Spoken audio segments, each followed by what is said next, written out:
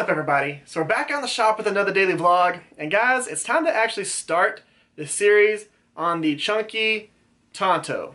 So this big old beefy Tanto that we're making out of one of the vintage files, 1/30 of an inch thick, so just over 1/4 of an inch. Super beefy file, and I think that this is going to look really awesome whenever it's all said and done because of how aggressive the bevels are going to be, and with how kind of stubby and short it is. I think that that's going to be a really cool knife. But what we're going to do is we're going to go over to the workbench, and I'm going to talk about why I decided to do this, and you know, why I think it's going to be cool, and why I think y'all are going to like it. All those different things, why I chose certain things that are on it.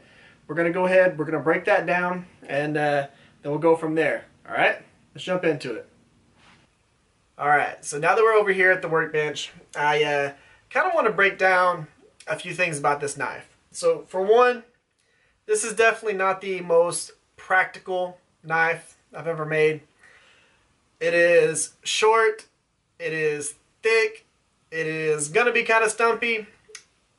Will it be sharp? Yes, it will. But it is definitely not going to be a slicer. It's not going to be something that you're going to cut meat with, fillet of fish with, slice tomatoes with, or anything like that. It's not a chopper. You can't, you know, it's not a big old massive chopper or anything like that. It's basically just a cool, small knife that is going to have really intense bevels on it and things like that. I might try and figure out a way to thin out the knife as you go up to the tip. Might do like a taper and then do the extra bevels. I haven't thought that through exactly yet.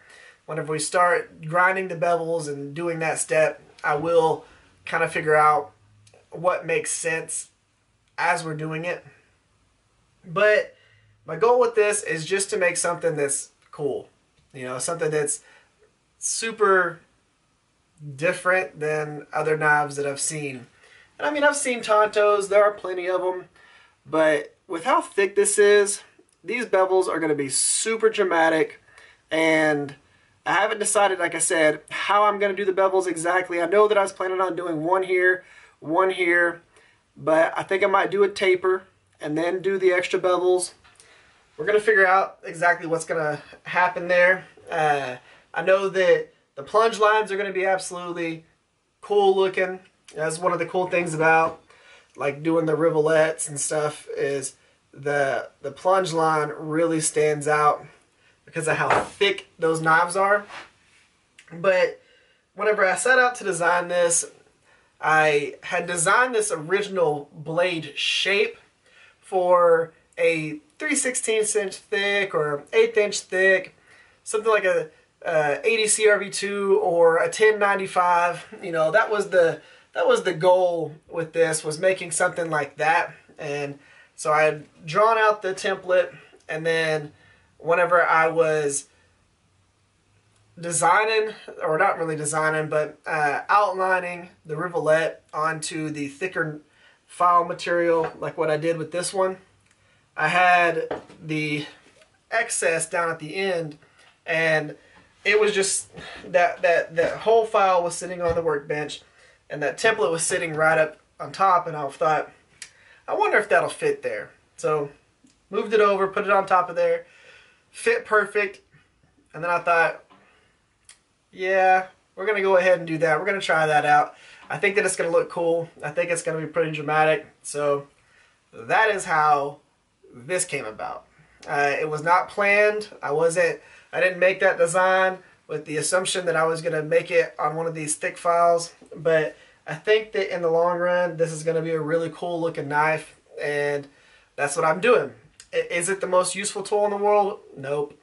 Not every knife that you design has to be the most useful knife you make. It doesn't. Sometimes you can make things that are kind of novelty-ish, or you can make things that are a little bit more unique, a little more outside the box. It's fun to do that. You're your own creator. You're going to create what you want to create. You're the person making it, so you can do whatever the hell you want. That tends to be what I want to do. You know, that was one of the reasons why I decided to stop remaking my knives. You know, I kind of decided that a lot of my knives are going to be one-offs, a lot of them are going to be custom, a lot of them are going to be exactly what they are, and then I'm going to make something different next. Because I like doing things that are just interesting in the way that I want them. Whenever I go through and I make more than one heirloom knife or something like that, or whenever I go through and I make sets of a whole bunch of knives and things like that, typically I'm doing something based on what somebody else wants. And if I was a full-time knife maker, that would be something that I would do. I would do knives based on what people want me to make, because they would set the specifics, and they would set the design, they would set the handle material, they would set all the different kind of things that I would be doing to make that knife. And me personally, I don't want to do that. I want to create what I create, and if one of y'all wants to end up buying it after I create it, cool. If a friend wants to end up buying it, a family member wants to end up buying it, or if I give them away as a gift, that's awesome. That's what I'm going to do. And knives like this are the things that I like to create for the sake of creating them and going just through the whole process. So that's what I'm going to do. You know, whenever I was doing that interview with the Ill Advised podcast, they asked me, you know, was this something I plan on doing forever? You know, am I, you know, planning on being a knife maker? And I'm a person that makes knives.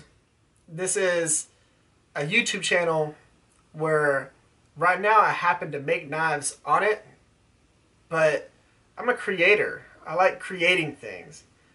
Knives is just one facet of things that I create. So there's other things that I'm going to do, and there's other things that I'm going to create that might not be the norm, but in all honesty, I don't care, because I'm going to do what I do. And I think that y'all appreciate that. So when it came to this knife, I put it on there, and I thought through, okay, I think this is going to be pretty cool. I think it's going to fit right. I think it's going to look awesome. I really do think it's going to check all those boxes. And one of the things that's cool about this knife is I could easily just do the bevels and not put any handle scale material on it, because it's so thick that it actually fits my hand real well, just like this. But I'm going to go ahead and put some handle scales on it. I think that I'm just going to do some 1/8 inch thick G10 with a liner, and that way it doesn't make it too wide. Probably going to end up going with something like that. I am excited about doing this knife because I wanted to make it for a while. I think that with how thick it is and how short it is, it's just going to stand out. So that's one of the things that we're going to be working on over the next few days. And what we're going to be working on tomorrow is the bevels and drilling the holes through the tang and kind of laying out what we're going to be doing for the handle scale material.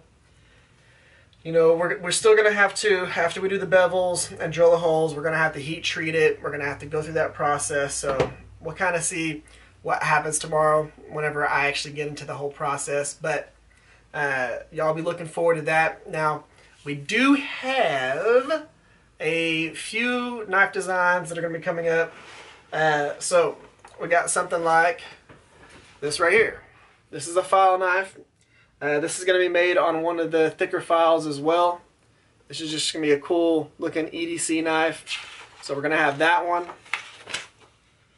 This guy right here is going to be a really cool knife. This is going to be on 1/4 inch material, and it's just going to be a full size, almost, I wouldn't say chopper style because it's only 9 inches, but this is going to be a really cool just survival / bushcraft knife.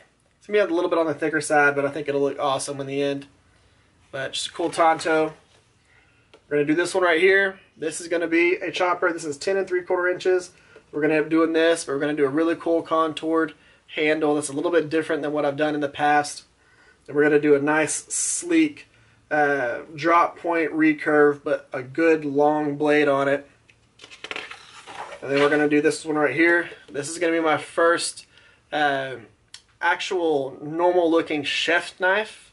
So we're going to be making that. I do have another chef style knife that I've got right here that I'm working on, but this is going to be like your traditional version.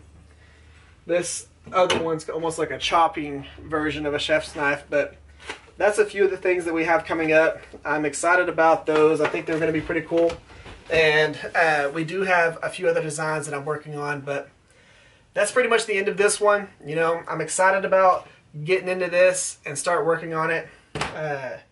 Actually, what's going to be happening on next video, you're going to see me get it to this point. So we're going to be cutting it out, we're going to be smoothing it out, we're going to be doing the few things that we need to do to get it to this point right here. And then after that, we'll start bevels and things like that. But that's what y'all have to look forward to, guys. Thank y'all for coming by. Thank y'all for checking this out. If y'all would, subscribe to the channel, hit the little notification bell so you get notified for things that we have coming up. Some of this stuff right here, some of this stuff, plus a few things that aren't in the shop. So we do have a few of those coming up. Guys, if y'all haven't yet, give this video a thumbs up. Share this video or a video I've done in the past that might be your favorite. You know how I end them. Thank y'all for coming by. Thank y'all for spending your time with me. Guys, y'all stay safe out there. Catch y'all next time.